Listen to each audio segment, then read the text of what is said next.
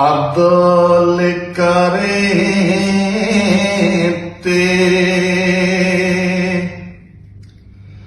ਉਹ ਥਰ ਥਰ ਕੰਬਨ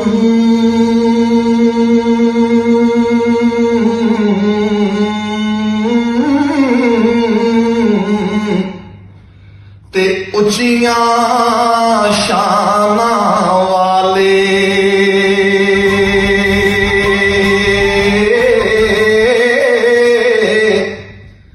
ਉਹ ਫਜ਼ਲ ਕਰੇ ਤੇ ਬਖਸ਼ੇ ਜਾਨ ਉਹ ਮੈਂ ਵਰਗੇ ਮੁਕਾਲੇ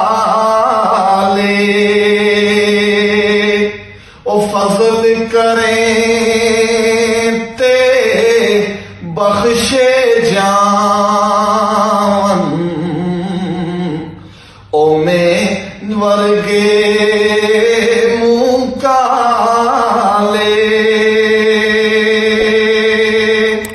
ਤੇ ਕੱਖ ਸਵਾਰ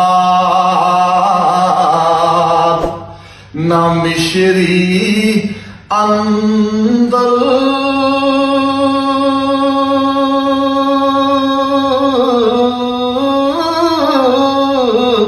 ਤੇ ਖੰਡਾ ਵੀ ਚਾਖੇ ਡਿਠੀਆਂ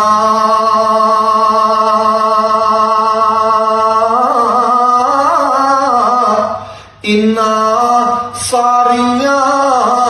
ਚੀਜ਼ਾਂ ਕੋਲੋਂ ਗੱਲਾਂ ਨਬੀ ਦੀਆਂ ਮਿੱਠੀਆਂ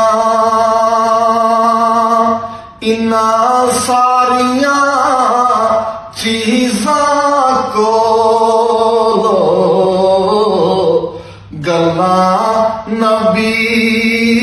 ਦੀਆਂ ਮਿੱਠੀਆਂ।